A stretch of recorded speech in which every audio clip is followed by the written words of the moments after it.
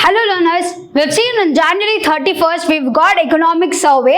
So we'll try to have a key highlights and data analysis for our exam perspective. We'll just see whatever is important. In the first aspect regarding to the GDP, the current growth they have said that it is estimated to grow 6.4% 24 to 25, marking a 4-year low.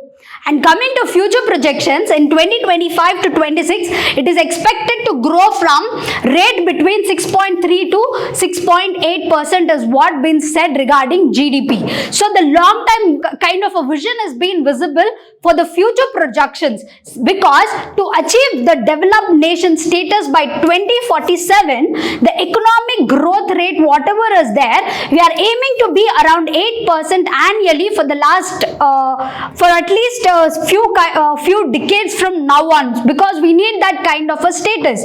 But given to these projections, it's kind of a need for more sustained growth policies, because these projections underscore whatever the need for policy measures are there. We need to boost the consumption, the agricultural production, and to enhance the rural demand. There should be proper policy measures to be taken regarding the GDP data, whatever we have seen. And coming to inflation trends, it has been said that there is a decline in the retail headline inflation from 5.4%, which was in the year 24, to 4.9%. And this kind of a moderation in inflation indicates effective monetary policies, because the stable macroeconomic conditions, whichever are crucial for the maintaining the consumption purchasing power, is trying to be maintained over here. So this particular data, whatever is there regarding inflation trend, it is positive.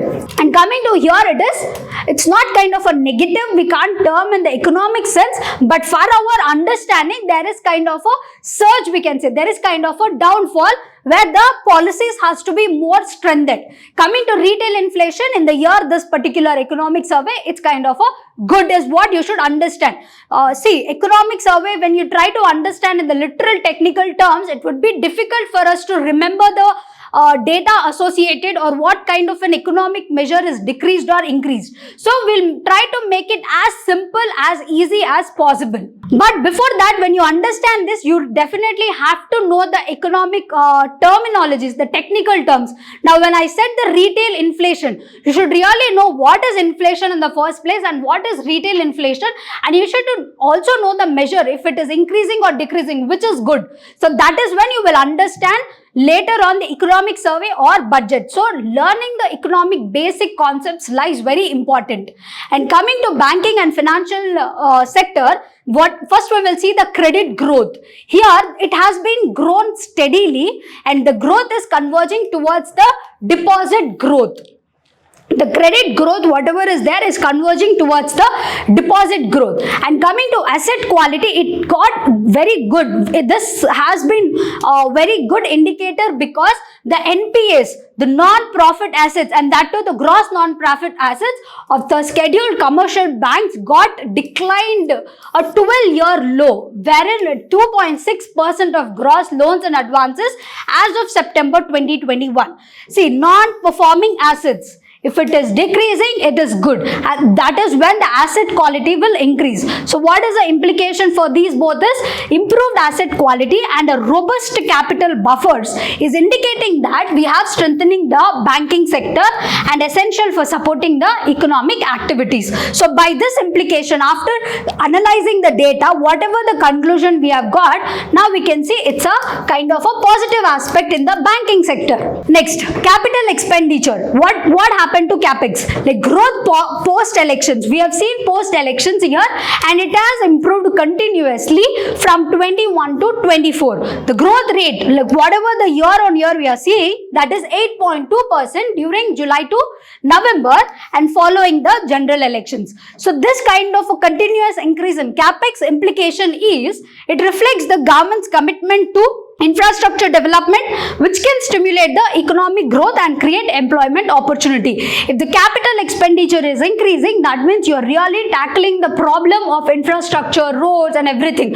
Whatever the expenditure is really necessary to be spent. So whatever the expenditure is there, that is increasing, and it's a positive implication on the government's side. And coming to external sectors, service exports, this whatever is there, we are standing at the 7th largest share in the global services exports, highest, and it's competitive in this particular sector. And this shows the strong services of export sector, which is favorable to have a proper balance of payments, and we can have the rupee stability at the global level. So this is again at the positive thing, and it's not a small thing that we are standing at the 7th. Coming to insurance and pensions. Insurance market, the total whatever is there, it grew by 7.7%, reaching 11.2 lakh crore. And coming to pension subscribers, the total number of subscribers increased by 16% as of September. So this particular data shows us that these sectors are growing, and the public awareness is very good regarding the pension because it has increased to 16% about the financial security. The financial literacy or the financial education, whatever is there, it has been grown in India, we can say, by seeing this particular number. So this is also positive.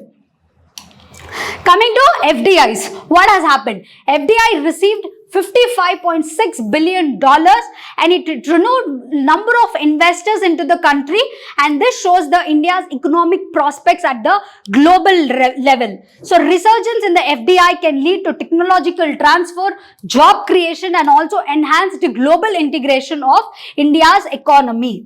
So here we need to see that whatever the ease of doing business reports comes out should be in the positive aspects, because we are boosting about our FDI at this particular number.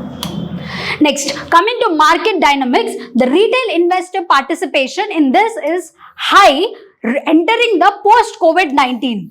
The new investors are coming after post-COVID-19. So we can see that retail investor participation, people are coming into this, which was been kind of a negative during the pandemic and right immediate the pandemic. But after it, we can see the records high, and the potential risk that it could negatively impact the retail investors because there is a sharp correction in equity market.